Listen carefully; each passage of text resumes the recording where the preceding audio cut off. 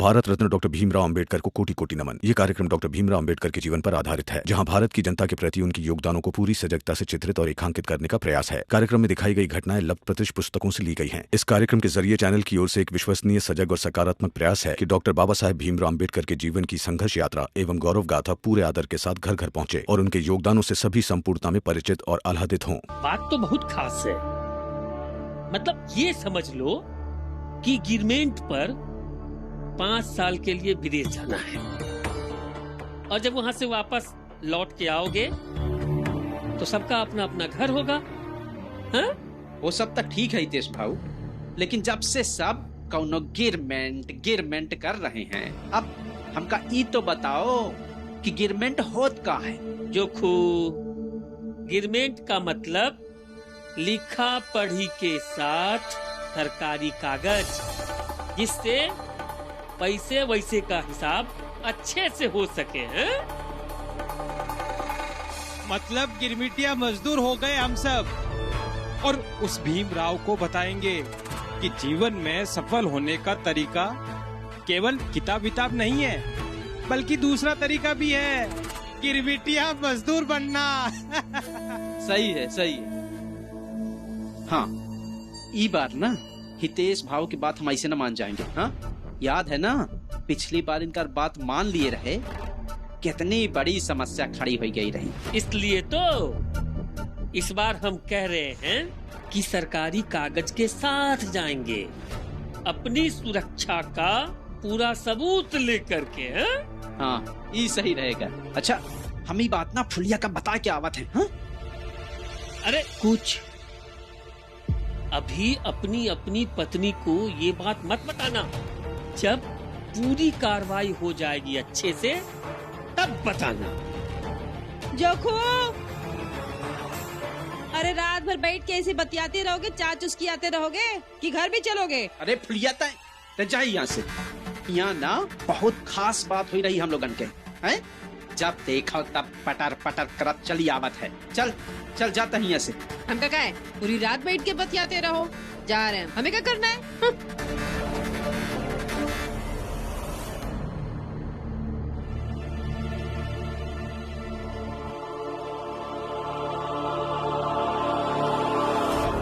भीमराव, बस ज्ञान मत देने लग जाना कि अपनी पत्नी से ऐसे बात करना गलत है। ना, ये कुछ नहीं बोलेगा। अरे कल ही तो कह रहा था कि अब ये दूसरों के जीवन में दखल अंदाजी नहीं करेगा। हाँ ठीक है, नहीं बोलेंगे किसी के बीच में। चलिए।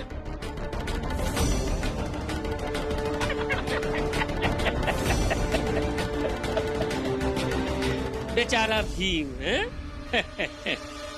तो सुनो, तो अब तैयारी करो विदेश जाने की। एक बार ये चौल वाले और उस भीमराव के परिवार वाले एग्रीमेंट की फांस में बनकर गिरमिटिया मजदूर बन जाए, फिर मैं इन्हें मजदूरी का मजा अच्छे से चखा दूंगा।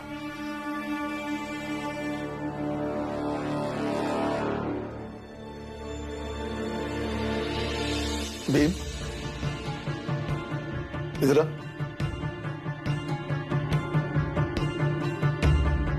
कॉलेज में शिक्षकों ने पढ़ाना शुरू किया या नहीं?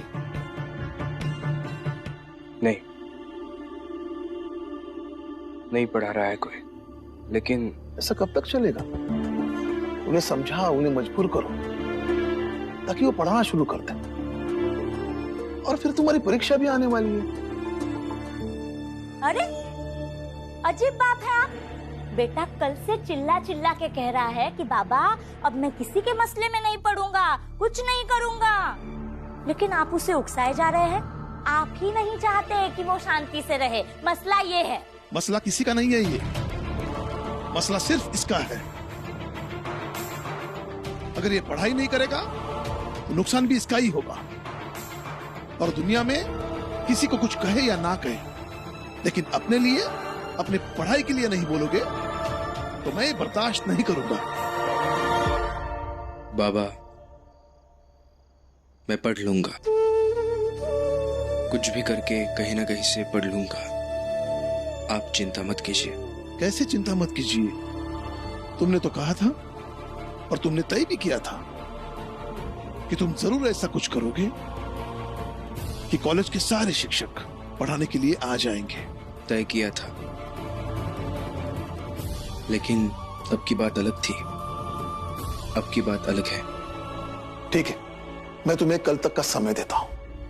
कल तक कॉलेज के सारे शिक्षकों को पढ़ाने के लिए राजी कर दो, नहीं तो अपनी पढ़ाई हमेशा के लिए बंद कर दो।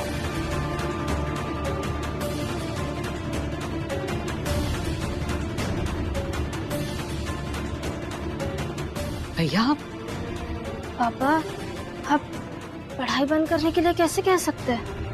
रमा, आधे मन से दुनिया में सब कुछ किया जा सकता है, लेकिन आधे मन से अस्त्र चलाना सीखा नहीं जा सकता। और भीम के लिए शिक्षा ही अस्त्र है। अगर भीम पढ़ाई की लड़ाई में भी बचने लगेगा तो पढ़ाई करने से क्या फायदा है? छोड़ दो पढ़ाई, सोच लो क्या करना है।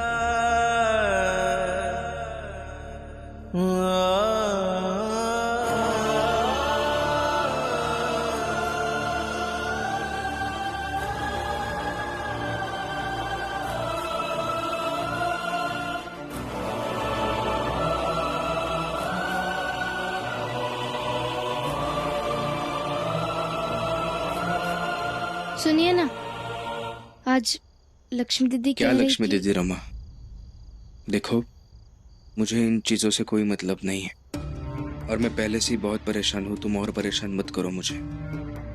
तुम ऐसा करो, जाओ, मुझे अकेला छोड़ो कुछ देर के लिए। अच्छा ठीक है, अब बैठिए, मैं जाती हूँ।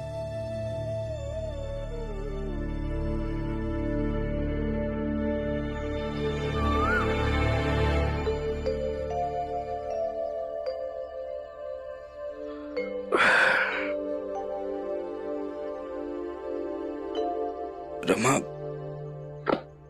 रमा कहाँ गई? रमा,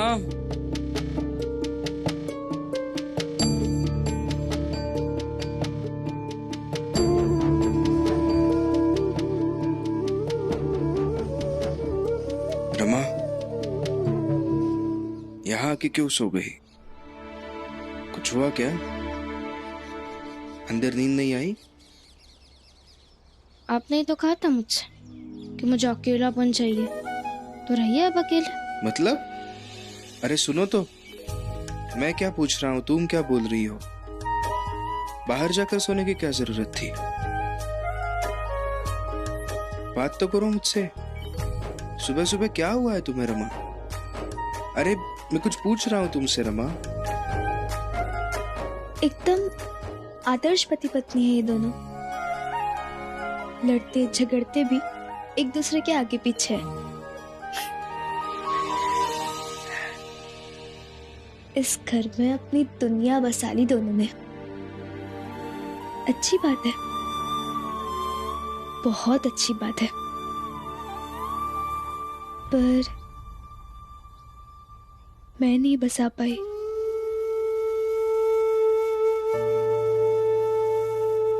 ऐसा क्यों सोच रही है बेटा? आनंद भी तुझे इतना ही प्यार करता है। तुम लोगों की भी एक अलग दुनिया है।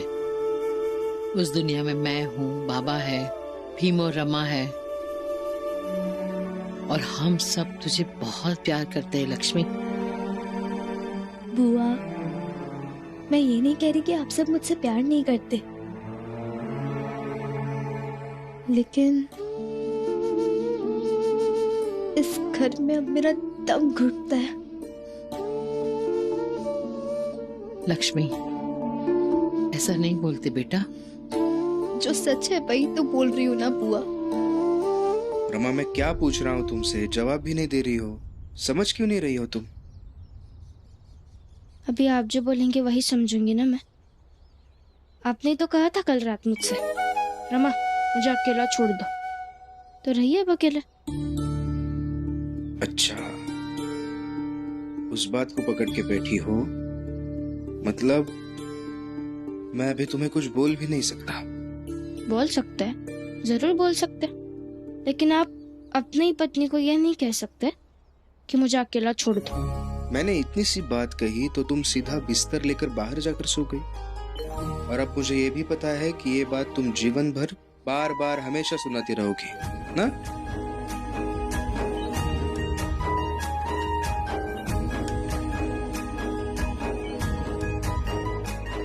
अब क्या हुआ, फिर से सुनाना चाहती हो? सुनाओ, मैं यही बैठा हूँ। अरे कैसे है ना आप? जब आपने अंदर आते समय ही सुन लिया था तो फिर क्यों पूछ रहे थे? मतलब रमा, कुछ भी। मालिक, हमने सबसे बात कर ली है। सब गिरमिटिया मजदूर बन के विदेश जाने के लिए तैयार है। ये गिरमिटिया मतलब? हाँ, वही मजदूर सरकार जिसका कागज पर लेखा जोखा लिखेगी और हमारा अंगूठा लेगी। एग्रीमेंट। मालिक बस अब हम लोग का जल्दी से लेके चलिए आप। अरे बस एक बार 50 और मजदूर हो जाए, उसके बाद पानी के जहाज को विदेश के लिए रवाना भी कर दिया जाएगा। हितेश, तुम कुछ और लोगों को ढूंढो ना। हो जाएंगे।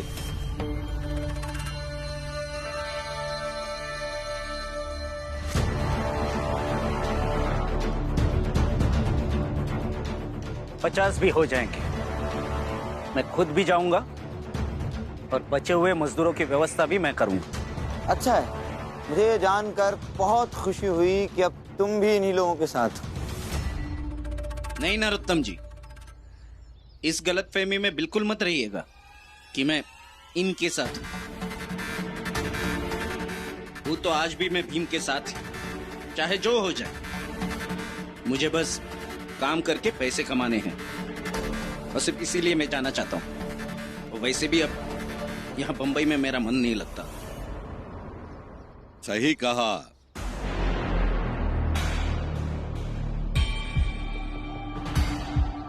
बिल्कुल सही कहा। वैसे भी काम और दुश्मनी अपनी अपनी जगह है, ये बात तुम समझ गए हो। बाला, अब मजदूरों की गिनती कैसे पूरी करोगे ये तुम देख लो।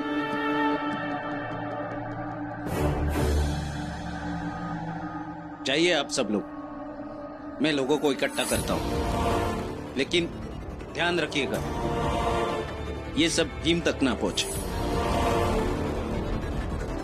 चलो।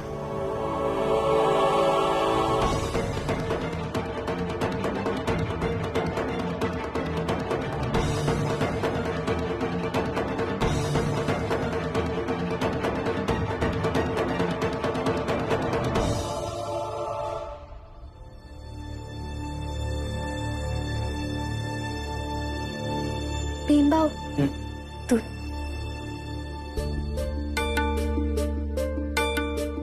भाभी। हाँ? रमा क्यों नहीं आई दूध लेकर? वो उसने कहा कि आपको अकेले रहना है, इसलिए।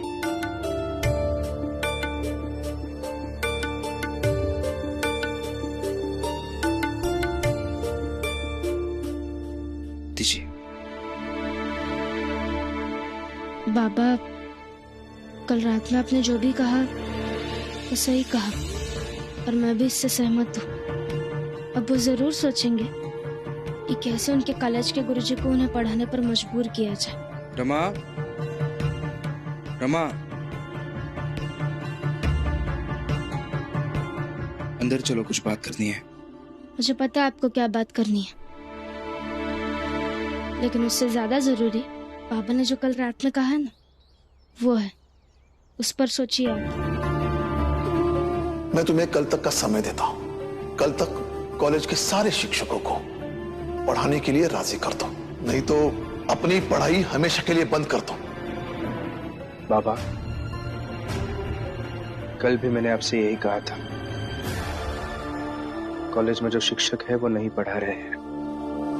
लेकिन मैं कहीं ना कहीं से कैसे भी करके पढ़ लूंगा, आप चिंता मत कीजिए। और वैसे भी शिक्षकों की अपनी जिंदगी है, अपना जीवन है, और मैं उनके जीवन में दखल देना नहीं चाहता हूं।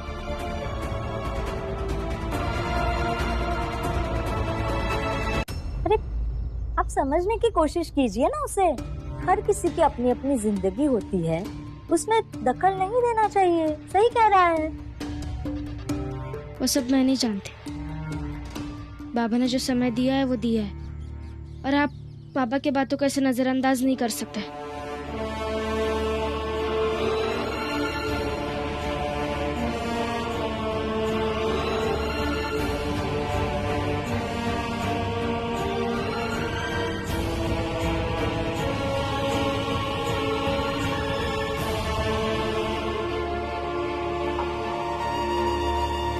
मैं जैसा हूं वैसा हूं, और ऐसा ही ठीक हूं।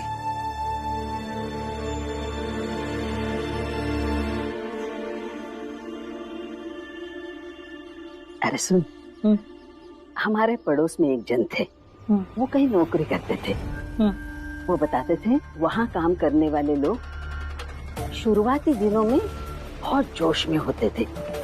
बोलते थे मैं ये करूँगा, मैं वो करूँगा, मैं योद्धा हूँ, मैं योद्धा हूँ।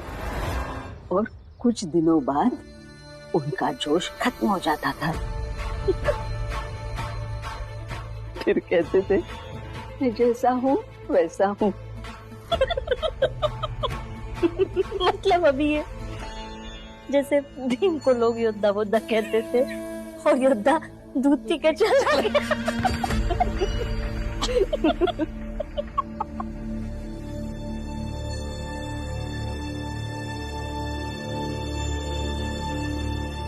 संभल कर जाना बेटा। रुकिए।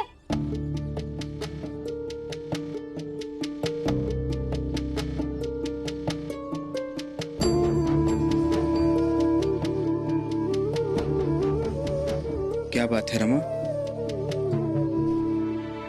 आपको पता, अब जब दूध पीकर ये ग्लास छोड़कर जाता है ना, तो इस ग्लास को उठाते वक्त मैं गर्व महसूस करती हूँ। इसलिए नहीं कि मैं आपकी पत्नी हूँ, बल्कि इसीलिए क्योंकि इस ग्लास में भीमराव अंबेडकर ने दूध पिया है।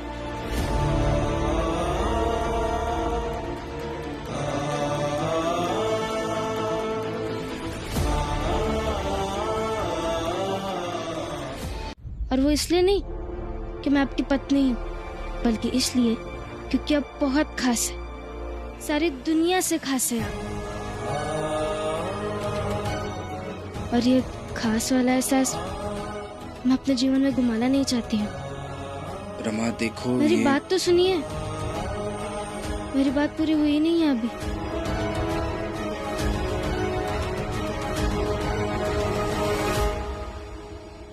और आप वैसे योद्धा नहीं है जो कभी भी बीच में थक कर बैठ जाए, या फिर लोग आपके नाम के साथ साथ योद्धा वोद्धा बोले। वहाँ की लड़ाई, सातारा की लड़ाई पंबल में आकर ऐसे दम नहीं तोड़ सकती है। और हाँ, आप जैसे हैं वैसे नहीं रह सकते। आपको वैसे ही रहना होगा जैसे होने का सपना आपके बाबा ने देखा है, भैया भाभी ने देखा है, बुआ ने देखा है, पाला भैया ने देखा है, और आपकी पत्नी रमा ने देखा है। देखा ही नहीं, रोज देखते आए हैं हम। अब ऐसे नहीं बन सकते जैसे होने का सपना आपके सारे विरोधी रोज देखते हैं। सुनो भाइयों, अगर ऐसा ही चलता रहा और ये रमा भीमराव को बोल बोल कर फिर से कहीं ऐसा ना बना दे कि ये भीमराव हम सब की जिंदगी में फिर से दखल देना शुरू कर दे,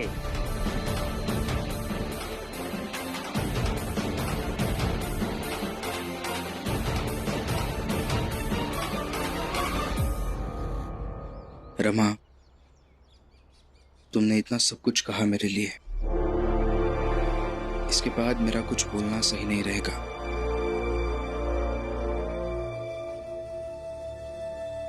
मैं जा रहा हूं, ऑफिस जाना है, शाम को आने में देर हो जाएगी शायद।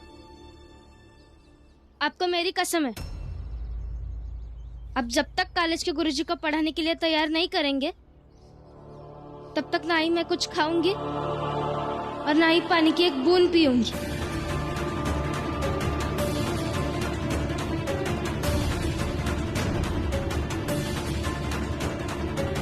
रमा,